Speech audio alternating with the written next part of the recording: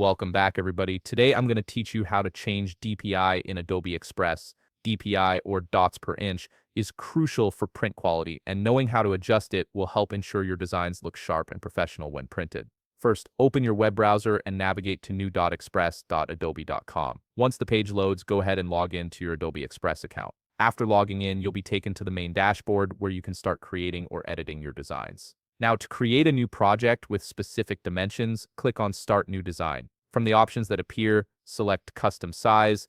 This is where you'll set up your canvas dimensions. In the width field, type 2400, and in the height field, type 3000. These larger dimensions will give you more control over the final DPI when you export. Once you've entered these values, click Create New File, and your canvas will open up ready for you to work on. Alternatively, if you already have an existing project and you want to change its DPI, the process is slightly different. Open your project in Adobe Express, and in the top toolbar, look for the Resize option and click on it. This will open up the resize settings in the left panel. In the left panel, you'll see fields where you can adjust the width and height of your project. However, before you can enable and modify these settings, you must first upgrade to Premium. Adobe Express requires a premium subscription to unlock advanced resizing features, so keep that in mind if you plan to make frequent adjustments. Next, let's talk about the export settings, which is where you can control the DPI for your final file. In the upper right panel, click on Download. This will bring up the export options for your design. Navigate to the File Format section, and from the available options, select PNG Best for images.